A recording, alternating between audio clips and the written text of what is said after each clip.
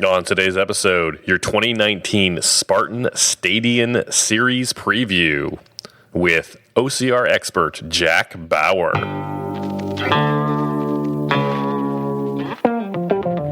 Welcome to the OCR Report podcast, brought to you by the OCRReport.com. We are the only podcast to focus exclusively on the elite sport of obstacle course racing, from Spartan to Tough Mudder to the OCR World Championships, and wherever the elites are racing, we are there.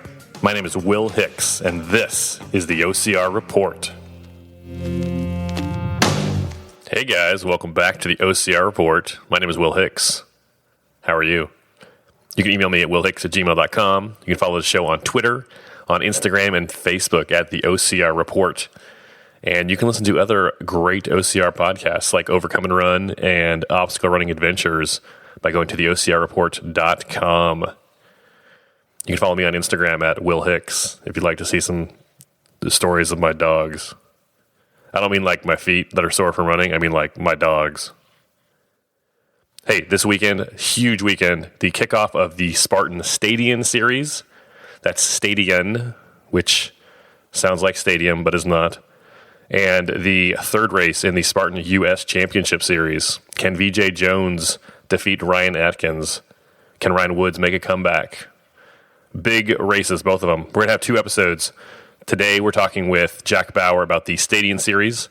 And tomorrow we're talking with Jack Bauer about the U.S. Championship Series in Seattle.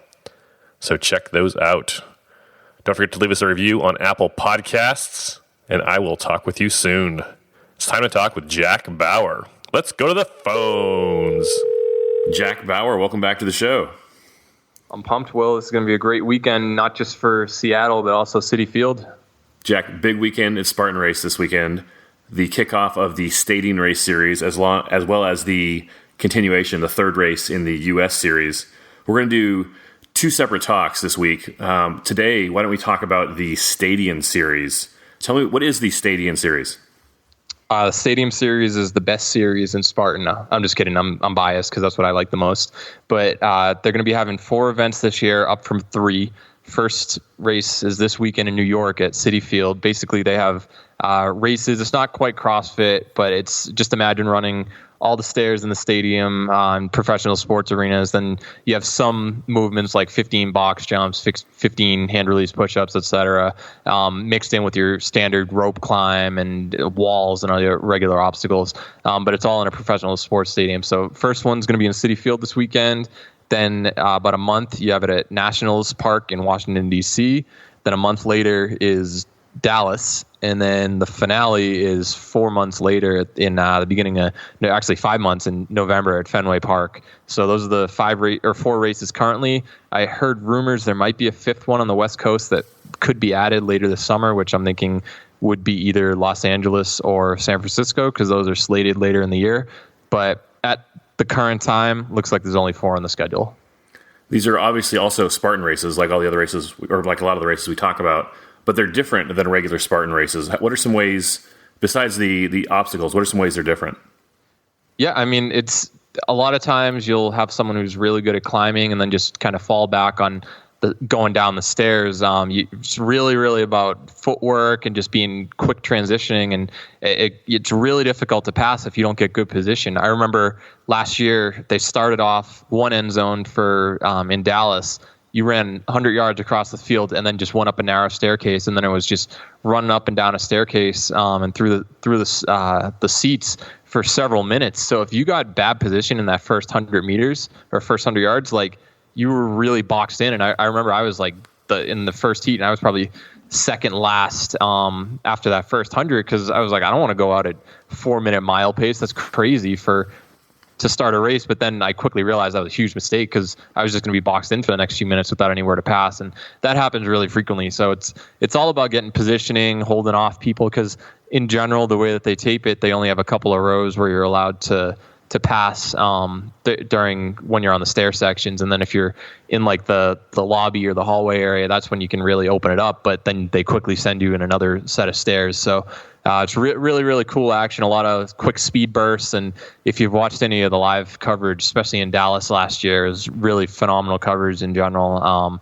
Makes some really good action because people are just flying at all opportunities. It's just nonstop go. So my personal favorite. I know a lot of other people who really like the short courses enjoy it too. But you're going to stay dry. You're not going to be on technical trails and stuff, but it's a different style of Spartan. And I think that a lot of people have really taken a liking to it the past couple of years. About how long does it take to run a stadium race?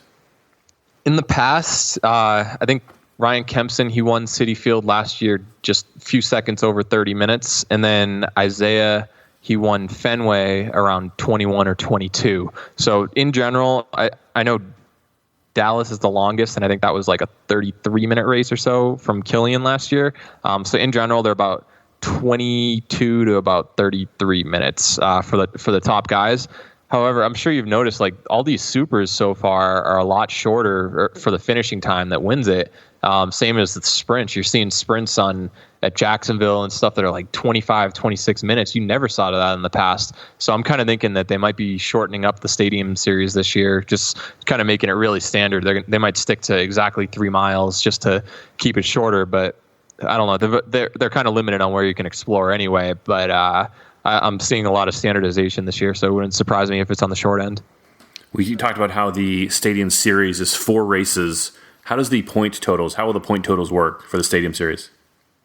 I think they're just like how you've seen in Alabama and Jacksonville. So you want to go over what the differentiator is? I know I've mentioned it's like 300, 264, 240, 216, 192 for the top 5, and then you lose only 1 point after that. So getting in that top 4 makes a really big difference because 5th versus 6th is essentially the same going down. So it's a really big importance on getting that top 4 if you can pull it off. Yeah, just like last year. Last year it was 300, 299, 298 for first, second, third place. Just like the U.S. Series this year, Spartans changed the point series so that if you're not consistently finishing in the top 2 or 3, it's going to be hard to win. Mm-hmm. And I mean, you're seeing that with Ryan Woods in the U.S. National Series. We'll talk about that after. But if you have a bad race or 2 races, especially, you're really putting yourself in a tough position to really make up that ground. You're relying on a lot of people to screw up and you having a phenomenal race to close out the series. So definitely this first race, this is where you're really going to want to get your points. We mentioned the U.S. Series is also taking place on the same day. So athletes that are running in Seattle will not be able to run the Stadium Race this weekend. Who are some of the elite men we should watch for this weekend? Yeah, just before that, what's your thought on that? Having 2 series dates, especially the first one and one of the series on the same date. Are you a fan of that, or do you think that it's really dumb that you have to pick your race? Okay, so there's 2 schools of thought. One is it doesn't matter because OCR has become more specialized, and there's people that focus on the stadium races, and there's people that focus on the 24-hour races, right? And then there's people that focus on the kind of more traditional 10 and 12-mile races. So it doesn't really matter. You're not going to get the overlap. The reality is that's not true at all. Athletes like Robert Killian, Ryan Kent, even Ryan Woods have done really well at very short and very long races. So I think it is a terrible idea. Not excited about it at all, but they didn't ask me before they did the scheduling, so I didn't have a vote. I don't think they asked anybody because there was some serious, I was posting on their wall. I was messaging them. I was trying to recruit people to just not boycott, but just be like, hey, you got to do something about this. Right after they made the initial announcement, that people were saying like, oh, they're going to do Citi Field again, and they announced Seattle, and I was like, wait a minute, those are the same days. So I kept writing on their wall like every week or so, just like, hey, make sure that you take this into account. A lot of people are going to have a tough decision to make. They're going to have to decide on which series they're going to do, and that's just a shame that you're going to see people, just like you mentioned, Ryan Kent, Robert Killian, Ryan Kempson, they're going to have to make a tough choice. And after Ryan Kempson, he won last year in Citi Field, but he won the first race and got second in the U.S. National Series in Alabama. So what incentive would it be for him to just bail on the U.S. National Series at this point and go race the Stadium Series? Of course he's going to be doing Seattle. He already said that. Same thing as Killian and Ryan Kent. I imagine that they're obliged due to their contract to be in Seattle because that's the higher notoriety race. So that's a couple of them not going to be there as well. And those guys have done really well. Killian has 7 career podiums, as well as Kent in Stadium Series or in Stadium Races through the years, and Ryan Kempson has 4. Those are top 10 all time in number of podiums at Stadium Races. So for those 3 guys to be out, it's really going to open things up for the rest of the field. And I just think it's a shame. If you're going to have a series, you want the best racers there consistently. And just those guys that I named and a few others who are going to elect to do Seattle instead of Citi Field, that it's just going to take away from the competition, and you miss the first one. Why would you show up to the rest of them if you know that you're not going to have a chance of, podiuming in the series overall and getting a good paycheck? So I don't know. I'm just not a fan. I wish that they listened to more people and put a little bit more thought into it, because you have 8 or 9 races this year that are in stadiums. You could have picked any other one, but they made up their mind. I totally agree. Let me give the counterpoint here. One good thing is that the first race of the Stadium Series is starting later than the U.S. Series did. So guys like Ryan Woods and maybe Brian Gwiski, they can see, hey, I'm not going to finish in the top 3 in the U.S. Series. Maybe I should focus on the Stadium Series the rest of the year. I can see that they have enough information to make a decision like that. And also, like you said, the big guns are probably going to be at the U.S. Series the rest of the year, right? So maybe that does open stuff up for someone like a Tyler Veerman or a Rich Ryan to make some noise over on the Stadium Series. Yeah, I think that both of those guys are going to focus on the U.S. National Series this year. But I know Rich Ryan, he wasn't even in the top 10 last year at Citi Field, and he's had back-to-back 10th place so far in the U.S. National Series. So that just goes to show you these races aren't jokes. Like, you're getting some serious competition at a lot of the stadium races. So I don't know. I think even though a few of the big names won't be there, it's still going to be really competitive this year. Like, if you want to look at last year on the men's side, outside of the top 10, you had Dylan Moralia, who he was a finalist at TMX last year. Austin Azar got 13th. Rich Ryan got 12th. Joshua Riedinger, he ended up getting 5th at World's Toughest Mudder. He was 14th. I was 15th. Mike Maraglia, who also really good short course racer. He's had several podiums in stadium races before. He was 16th. So you're getting some pretty solid competition outside the top 10 at just a stadium race. So I still think that it's going to be a really competitive event regardless, even if the top few names aren't going to be there on the men's side. Well, let's talk about those guys. So we're expecting the big guys to be in Seattle, the big traditional guys. What do we expect to see this weekend at the first stadium race for the men?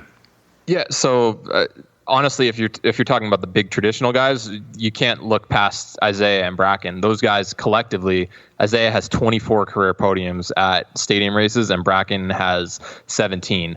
Like, overall, Bracken, when he hasn't won, his collective percent back of the winner is only 0.7% back from the win. Like, if he's not winning, he is seconds behind the win. He's had a couple sprint finishes through the years, and Isaiah is only on average 1.2% behind the winner when he doesn't win. So those are the top 2 highest ratios ever for the Stadium Series for people who have run more than 2 races. So those guys, without question, if they're racing, they're going to end up on the podium.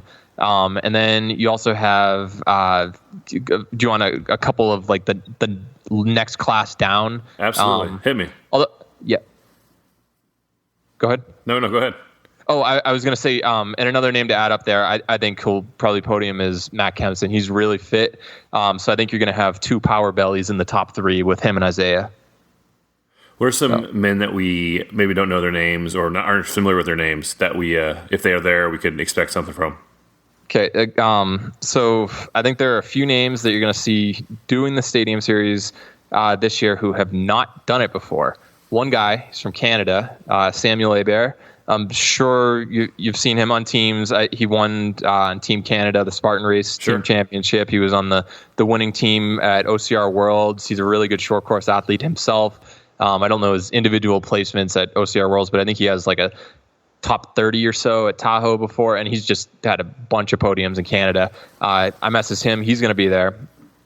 Definitely a threat. He's a bigger guy for an endurance athlete. So I think that he's definitely got the strength for these power movements. Another guy that kind of fits that build, Grayson Kilgore. He's on the West Coast.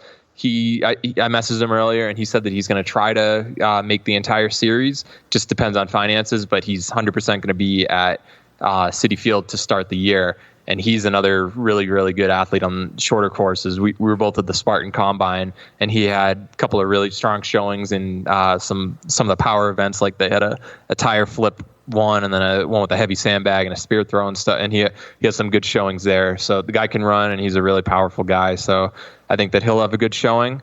My personal rival, I've finished between like 5 and 15 seconds behind him in probably like 5 or 6 races. So I'm not gonna.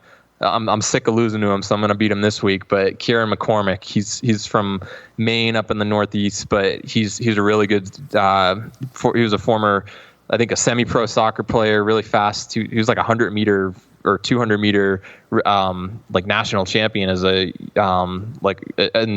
youth category when he was growing up in Ireland. He's a really fast guy, but he focuses on the Stadium Series, and I think he got second, or he might have even won it overall a few years ago before they had the formal series just based on points. So he's the guy to look at, and then. So I think that there are just a few new names that not everyone's paying attention to, but you also got to look out for Dylan and Michael Moralia, the two brothers that I've mentioned. They're focusing all on short courses. I know that they were bummed once TMX went away because they were spending a bunch of time this offseason just doing a bunch of just CrossFit type movements, getting strong. I know I saw a video that Michael, he deadlifted 500 and ran a sub 5-minute mile on the same day, which Hunter McIntyre also did. So that's some pretty elite company to be able to pull that off for strength and speed. And Cole Schwartz, he's also living in Colorado right now, training with Matt Kempson and Dylan. So I think that he's definitely focusing on the short stuff as well. So you've got some really good names in the men's category for this first race. Jack, do you know the King of Obstacles guy from Ninja Warrior? I do, yeah. Mac Rush. Mac actually just moved to Colorado Springs, where I live. What do you think he'll be there? I think he will, definitely. How do you think he'll be? So he ran the Stadium Series last year. He was about a minute and a half, 2 minutes behind me at most of the races. I think that he just doesn't have the endurance base yet. I can't wait till like the OCR World's 100 meter short course. That's where that guy's going to shine, and it's going to be tough to beat there. But I think when you look at it, it's still a 22-minute race for the shortest. Most of the top racers, they can do about 5 miles or 4 miles in 22 minutes. So they're about 5:30 mile pace or so they could probably do. That's an endurance event if you're going to be able to hold a pace like that. And I just don't think that Mac has the endurance for an event like that yet. But if it was a 5-minute stadium race, I would 100% put him right around the top. But I think that he still has a little bit to go in terms of building his aerobic base. So if you had to pick the podium, we talked about Bracken, we talked about Isaiah Vidal. If you had to pick first, second, third, what do you think? No, we're doing top 5 because I'm having that competition again. Hit me with your top 5. Yeah, so in 5th place, I'm going to go with Grayson Kilgore. Okay. In 4th place, I'm going to go with myself. I'm really liking my fitness right now, and I think I'm going to have a good showing. Jack Bauer calling your shot, 4th place. I am. Yep. I think I'm definitely going to have a good race. Okay. And another name that I didn't mention who I'm going to crush is Benny Gifford. He'll be there.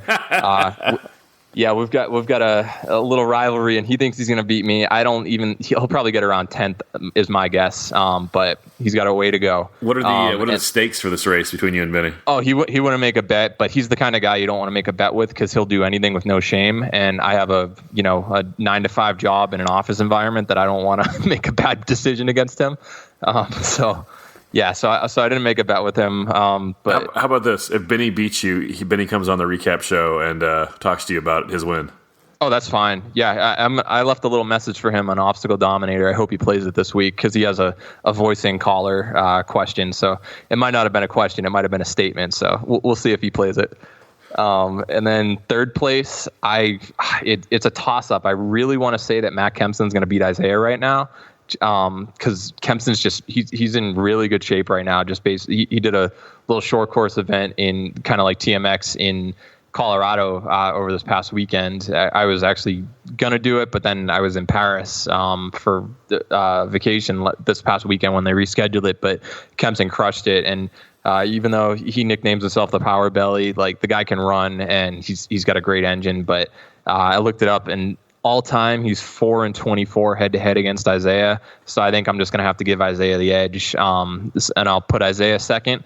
But Bracken, without a doubt, he's going to win this race. He almost did last year, and without Ryan Kempson, Ryan Kent, or Robert Killian there to get in his way, I think that this is Bracken's race to win. What's your take on Bracken? I feel like he's underrated for his level of skill in the sport.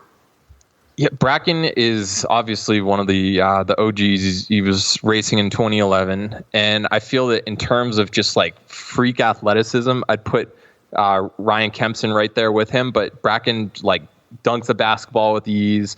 He was like a 152 or so, 800 runner in college. Might have been a little faster actually, but he's got some wheels, some natural speed, and he's just very fluid. And just he just posted a couple workouts. I did one earlier this year, and then he ended up doing like a repost of the video, and I was within like 15 seconds of him initially, and then he improved on it by like a minute 30, and I couldn't even imagine shaving a minute 30 off my previous time that I did on that. So the guy's clearly improved his fitness over the offseason based on where it started. So I just think that he's in a really good place. I know that he didn't have the showing that he wanted on a couple of flat courses earlier this year in Jacksonville and Alabama, but he's messaged me in the past that I asked him where he's kind of stood throughout the year. I'm like, were you kind of a product of the time? Was that why you were good early on, or were you actually good? And he said that he kind of had his peak around like 2015, heading into 2016, and then he got hurt, and then just stuff happened, and he kind of got sidetracked, and then it was a couple of years on the rebound. And he said that he's very, very close to matching his all-time peak, and back then he was just a force to be reckoned with. And so he's kind of been floating at the bottom part of the top 10 in the last part of last year and then the start of this year. But I think Bracken is going to make a full return this year to dominance. We really don't have time to talk about it in depth, but I think it's a topic for a show someday, is how those athletes from 2011, 2012, 2013, kind of how they fared in 2016, 2017, 2018. Very few of the dominant ones from back when we were starting are still on top right now. Yeah, I actually talked with Heather in a recent episode, and literally there are no men who Bracken could break the streak, but and same as Hobie if he podiums this year, but there are 0 men who podiumed in 2011 who are still around or who have podiumed in 2019. I know Bracken did last year, but Hobie did not. But other than that, it's basically a clean slate since then on the men's side. And then Faye Morgan is the only one who has done it for the women. She can do it as well when she podiums this year. She had 7 total last year. But basically, if you were around in 2011, you're probably not relevant anymore, unless you're one of those few names that I just mentioned. I feel like Cody Moat might be able to put himself in there. Was Cody Moat around in 2011, or did he start in 2012? He was 2012 when he burst on the scene. Okay. Yeah, Isaiah actually raced a little in 2011 as well. He just wasn't a good runner yet, and he was only like 18 at the time. But he definitely came into his own in 2012. But in terms of actually 2011, it's only really Hobie, Marco Bedard, if he ever makes a comeback. He was around back then. Jun Pak, he was as well. But the guys like Elliot McGuire and a few of those other original ones. Elliot McGuire, oh man. Yeah, the guy raced over 100 times, but he just doesn't compete anymore. Jack, run me back those top 5 men and any last thoughts before we move on to the women. Yeah, so like I said, Grayson Kilgore 5th, me 4th, Matt Kempson 3rd, 2nd, Isaiah Vidal, 1st, Bracken Crocker. Do you have any dispute on that? You know what? I don't. I think... wow, you believe that I'm going to get 4th. I like it. Well, I'm going to finish my statement. I don't have any dispute. I think your top 3 is solid. Oh, okay. Let's start with 4, and then, yeah, I see what it is. I don't know Grayson Kilgore. Okay. And even before we started our show here, I knew your name from just seeing your name in race results. So, yeah, I don't want to, I mean, you get 4th, man, more power to you. I have no problem you picking yourself to win. I finished 3rd at World's Toughest Mudder last year. I don't know if I told you that. There you go. But I didn't pick myself to win, so I wasn't as confident as you are. Yeah, no, I got sixth in the series last year and sixth at Fenway. So I think that I can get there. I'm liking where I'm at, but I've got to definitely back it up. I'll tell you what, I respect you. You calling your shot and picking yourself. Like, I mean, if you think you're going to finish fourth, absolutely, you should finish fourth. I have no problem with that at all. Yeah, and I mean, I'm not going to lose to Benny, so that's all that matters. Let's talk about the women. What women should we watch this weekend? Oh, without question, on the women's side, it's Orla Walsh. She is the woman to beat. She has 18 career podiums in 18 races in Stadium Series, so she's kind of good. This is her race. And historically, do you know the other two women who've been really dominant in stadiums? I would say Orla Walsh should be my first pick. I want to say Cassidy Watton, but I don't know if she was one of them, and she actually announced on Instagram a couple months ago that she is not racing anything this year, like any series, any brand, whatever. She's taking 2019 off from racing. She's real focused so that on opens her gym, I think. Yeah. She's with Epic Interval Fitness, but so she and her 13 career podiums are not going to end up making a challenge this year. So that's kind of a big name off the contenders list. And then the other one is Kate Kramer. She didn't race last year. She turned down her Spartan Pro Team contract. So she just isn't racing anymore. And she has 15 career podiums. So Orla is the woman on top for the Stadium Series. And then a couple other names I would put in the top three would be Kelly Sullivan and Cassandra Oman. Kelly has 10 career podiums on the women's side at stadium races, and Cassandra is tied for fifth all time with Carly Whipple with 6. So those two definitely would probably be the next best contenders in the Stadium Series. I know that in Fenway last year, Orla actually got second, and the woman who beat her was Cody Mezebish, and I've mentioned her a couple times as a name to watch. Cody actually ended up beating Orla by 50 seconds. I don't know if Orla had burpee or did burpees or something. They only make you do 15 in the stadium race, so that probably would have been a close finish. And it was pretty rainy that day. But Cody had some. She got 10th in West Virginia. She's a legit athlete for sure. And then so she's capable of winning because she's done it before in the Stadium Series. And then second, that race was Orla. Third was Cassandra Oman.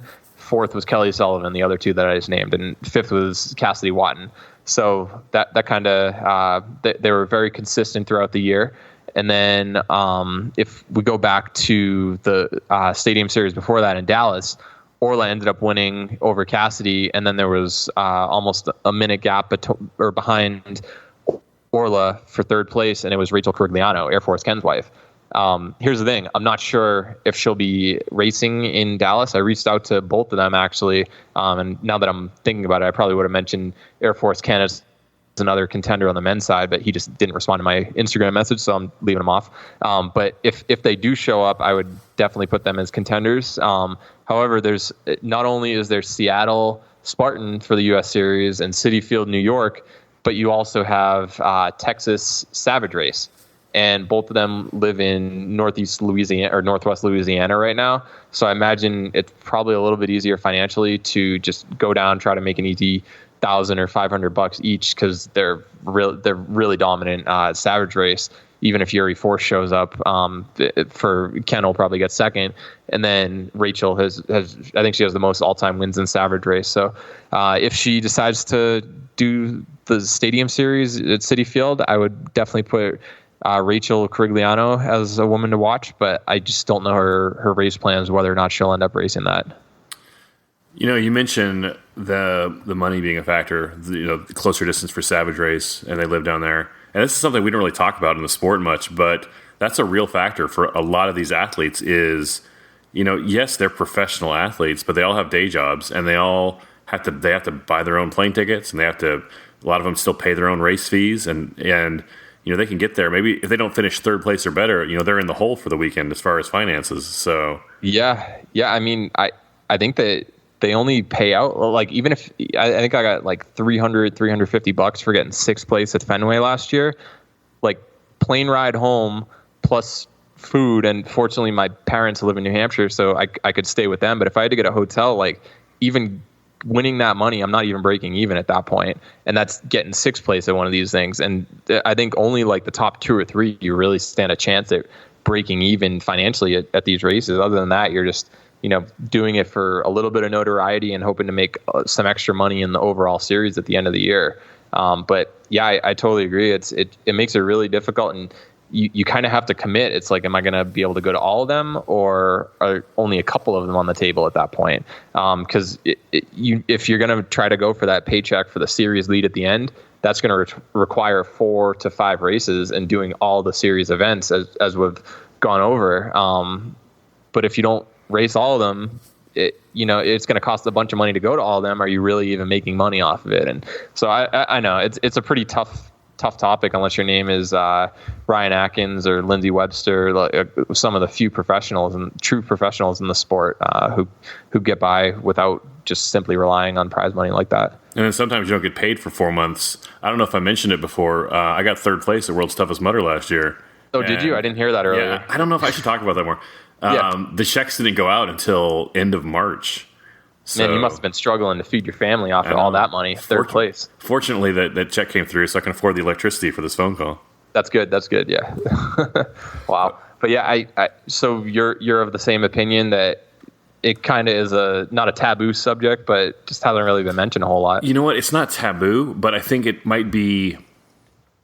I don't know if embarrassing is the right word, because no one wants to talk. I mean, no one wants to say like, "Hey, man, I have money troubles." Like, everyone has to deal with money. It's not like it's everyone. Not everyone has different, I guess, levels of finances, but it's not like no one has to deal with money. So if you can't afford to fly from the West Coast to the East Coast for a race, and you would have placed or you would have done well at that race on the East Coast, I can see it being kind of embarrassing. And no one wants to say like, "Yeah, man, I couldn't.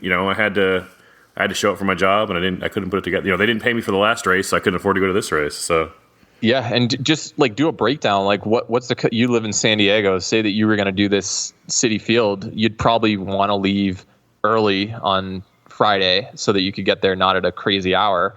And then you've got to get a hotel, and then it's like, do you get a hotel a second night and then have to pay another $100 or whatever, or do you try to split a room with other people? Like, that adds up significantly. Do you need a rental car if it's a city without good transit, or is it one of those races where it claims it's in LA and you're like, oh, I'll just go from the airport, but it's really 2 hours north, so you need a rental car now? Like, all the expenses really, really add up. And if you're not even if you get like 10th place at the U.S. National Series, you're only getting like $100, and it really makes it difficult to make a profit on a lot of these races, no matter how good you are. Yeah, it's a big topic, and we don't have time to do justice now. Yeah. We can get on that on another day. Let's go back to the women. You mentioned several of the strong women. Are there any other women we should watch, or do you want to jump in straight to your top 5? Yeah, no. Laura Mesner. So she definitely is a name that a lot of people recognize. And she ended up getting 4th place at Citi Field, 4th place at DC Stadium last year. And then in Dallas, she ended up getting she had a bad race. She got 12th there. And then at Fenway for the last race of the series, she got 6th. So she had a couple 4th and a 6th place finish last year. She showed some good races. So Laura's definitely taken a step up in terms of fitness. And then Jack, when I think of Laura Mesner, I tend to think of she. Some people might recognize her name. If you saw a picture of her, you probably recognize her. She has kind of a unique face paint thing she does, with 2 black stripes on the other side of her eyes. I think of her as more of like a Spartan personality than an elite athlete. Yeah, but she definitely made some improvements. I think that she was kind of like that mid-pack elite who was very noticeable due to being on TV shows and just having a great personality and stuff prior to last year. But she really took a step up and became a legit competitor last year. Okay. So, and then in terms of other competitors, as we mentioned, I wish that it wasn't the same day as Seattle, because Rebecca Hammond, she actually won a couple stadium races last year. That would have been really cool to see her mix it up, but she's obviously not going to be there. Rebecca Hammond versus Orla Walsh. Rebecca and Orla would be a great race.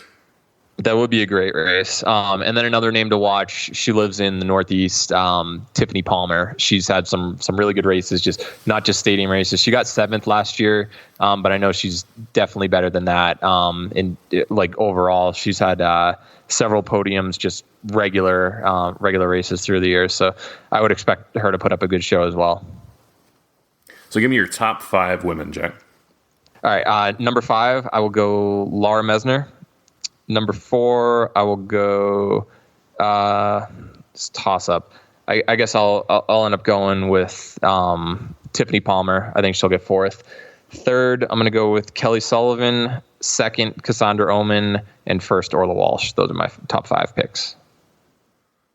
Jack, any last thoughts on the Stadion Series? I hope they have a live stream and show it separately. I know that most of the attention is going to be in Seattle, but last year on the men's side, if you take out Tahoe, you take out West Virginia, and you take out the other U.S. National Series races, of the normal races out there, in quotes, the next 2 toughest were Dallas and Citi Field in terms of how difficult it was to place well. So you got some really good competition at these races, and I hope that it doesn't get overlooked just because there's a big race on the opposite side of the country the same day. So I think that it's going to be great competition on both sides. I hope they debut some new stuff instead of just a new name and calling it Stadium versus Stadion. Like I'll never call it Stadion. That's just stupid. But I hope that they have some new movements, maybe some more CrossFit style stuff to mix it up. But I think it's going to be fast and a ton of action, and I think that it goes really well on the live stream. So I hope they record it. It's an exciting race to watch. Absolutely, yeah. And I just wish that they used the actual jumbotrons a little bit better in the state. You literally have the infrastructure in place to show this, and you can have fans sitting in bleachers designed for sitting in, not standing in some mucky field while like someone's running in the woods 4 miles away. Like you have like everyone's weaving in and out of you. They should, because I know my girlfriend, she's gone to like Dallas before, and she's like, all that they did was show the center of the field, which you could physically see from the seats anyway, for like 45 minutes in a row. They never really showed you running in the aisles or anything. And they do a really good job, like on the live stream they did last year in Dallas, as opposed to in the past, showing like having the cameraman run with you and stuff. But I'm sure that won't be the case this year because of all the resources being in Seattle. But I just wish that going forward, they would actually put good infrastructure, have cameras set up, like just make it possible to be a casual viewer and just sit in the bleachers and watch the race on the big screen. That seems kind of like a low-hanging fruit, right? Like that should be one of the first things they do. There are a lot of things that are obvious that don't get implemented though. So, oh well. Jack, you mentioned a lot of statistics and race results while we've been talking today. How can people find those statistics you're talking about? Go to yanceycamp.com, and there should be a banner at the top that says rankings, and you just pull that down and you should see just where everyone stacks up. I just use a lot of different metrics instead of just the points, the 300, 264, et cetera, that we talked about to take into account how difficult people's schedules were and stuff. And you'll just see everybody has a 0 to 100 rating, and depending on how high you are up, you get a certain tier rating just to kind of differentiate like who the best of the best elites are, and then the next class down and who's just behind them. So a bunch of cool stuff. And then we're also going to have a prediction contest. Again, a lot of people have really taken a liking to that.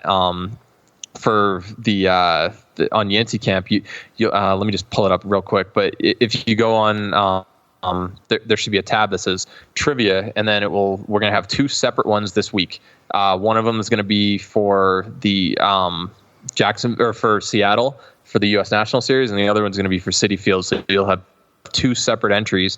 The winner gets this huge prize pack from Human N, which they're the makers of Beat Elite and a bunch of other awesome products, and then they'll win a couple of pair of Gooder sunglasses. So just make your predictions on there in order, top 5, and then see how you do. And it's really interesting to see how people have stacked up. I'm just trying to pull it up real quick because I think last week the 2 of us actually competed, and I think that you, me, and Heather all tied.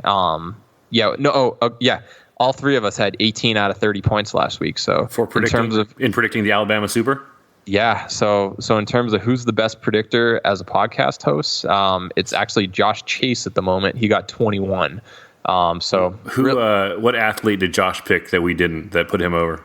I don't remember at the moment, honestly, but it looks like Josh, he ended up getting 7 points on the women's side and 14 on the men.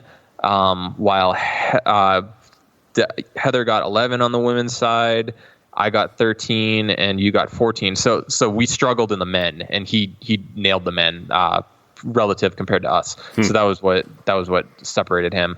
But if you look at the overall series, he's not ahead of us. Or actually, yeah, I'm 1 place ahead of him. You know what? Overall. I did not enter that first race, so it's like VJ Jones. It's gonna hurt me the rest of the series. Oh no, that's actually a really good point.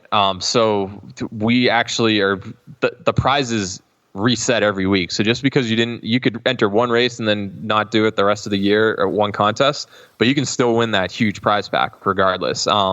Obviously, the more entries you put in, the better it's going to help you. But maybe we'll end up doing something where, say there are 10 races, as long as you do 8, we'll throw out your worst 2, but sure. keep your. We'll figure out something like that at the end of the year, because a couple people might not find out about it until mid-season and stuff. But we're just trying to promote it. It's really cool to see people put their money where their mouth is, because a lot of people claim they're good, like Matt Davis, and then actually are terrible at guessing, 4th worst in the standings right now.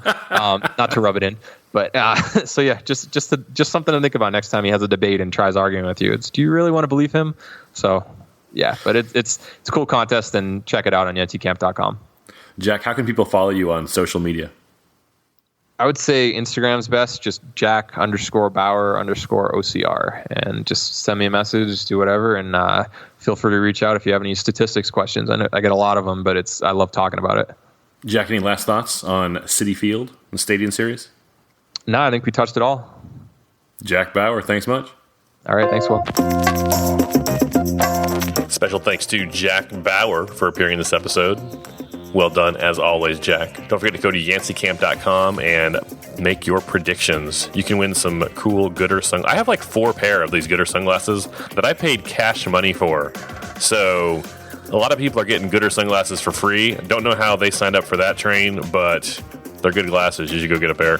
Or win a pair from yanceycamp.com. Leave us a review on Apple Podcasts. Look for a new episode dropping soon, talking about the U.S. Championship Series this weekend. And I will talk with you soon. Go spend time with someone you love.